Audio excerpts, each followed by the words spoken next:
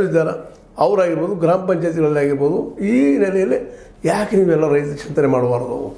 ಯಾಕಂದ್ರೆ ಸರ್ಕಾರ ಅಂತಿ MSP ಮೋಸ್ಟ್ ಕಾನೂನು ಮಾಡೋ ಸಾಧ್ಯತೆಗಳು ಇಲ್ಲ.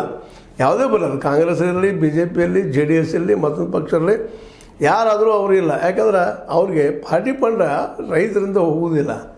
ಪಾರ್ಟಿ ಫಂಡ್ ಹೋಗೋದು ಈ ವ್ಯಾಪಾರಿಗಳಿಂದ, ಕಾರ್ಪೊರೇಟ್ಗಳಿಂದ, ಬಂಡವಾಳಶಾಹಿಗಳಿಂದ ಕೈದು ಹೋಗ್ತದೆ ಪಾರ್ಟಿ ಫಂಡ.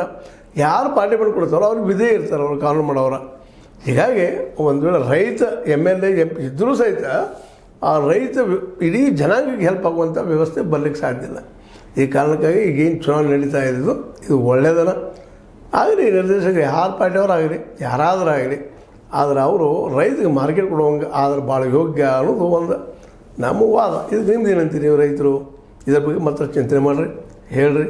ಮಾತ್ರ ಚುನಾವಣೆ ಹೆಚ್ಚು ಕಡಿಮೆ ಆಗುವ ಸಾಧ್ಯತೆಗಳು ಇದ್ದಾವಂತ ಸಾಧ್ಯತೆ. ಈಗಿನ ಒಂದು 4-5 ದಿನ ಡೆವಲಪ್ಮೆಂಟ್ಗಳು, ಅದರಲ್ಲೂ ಮುಖ್ಯವಾಗಿ ಈಗ ನಾವು ಒಂದು ವೀಡಿಯೋ ಮಾಡಿ ಬಿಟ್ಟಿದ್ವಿ, ಒಳ್ಳೆ ರೆಸ್ಪಾನ್ಸ್ ಬಂದದ. ಅದಕ್ಕೆ ನಮ್ಮ ಕತ್ತೆಯವರು ಈ ಗೋಕಾಕ್ ಕ್ಷೇತ್ರಕ್ಕೆ ಬಂದು ಇಲ್ಲಿಯ ಒಂದು ಜಾರಕಿಹೊಳಿ ವಿರೋಧಿ ಗುಂಪಿನ ಜೊತೆ ಗುರುತಿಸಿಕೊಂಡು ನಾವು ಚುನಾವಣೆ ಮಾಡೋಣಪ್ಪ ಅನ್ನುವಂಥ ಬಂದು, ಯಾಕಂದ್ರೆ ಉಕ್ಕಿರದಾಗಲಿಕ್ಕತ್ತದ ಅವ್ರದ್ದು, ಅದಕ್ಕೆ ಇಲ್ಲೂ ಆಗಲಿ ಚುನಾವಣೆ ಅನ್ನುವಂಥ ಒಂದು ಮನಸ್ಥಿತಿ ಬಂದಿದ್ದರಿಂದಾಗೆ ಚುನಾವಣೆಗಳು ಮೋಸ್ಟ್ಲಿ ಎಲ್ಲ ಕಡೆ ಆಗ್ಬೋದೇನೋ ಅನ್ನುವಂಥ ಮಾತು ಕೇಳಿಬರ್ತಾಯಿದ್ದೆ. ಆಗ ಈಗ ಎಚ್ಚರಗೊಂಡ ರೈತರಿದ್ದಂಥವ್ರು ನಮ್ಮ ಮಾರ್ಕೆಟ್ ಮಾಡಿಕೊಡ್ರಪ್ಪ ಅಂತೇಳಿ ಎಲ್ಲರಿಗೂ ಬೆನ್ನು ಹತ್ತಿದ್ರೆ ಏನೋ ಆಗ್ಬೋದೇನೋ ವಿಚಾರ ಮಾಡಿ ರೈತರು ಅಂತಂತ ನನಗನ್ನಿಸಿದ ಕೆಲವು ಮಾತು ನಿಮ್ಗೆ ಹೇಳ್ತಾ ಇದ್ದೀನಿ. ಮೇಲಿನ ಮೇಲೆ ನಿಮ್ಗೆ ಲೈಕ್ ಆಗದೇ ಇರ್ಬೋದು, ಆಗಿರ್ಬೋದು.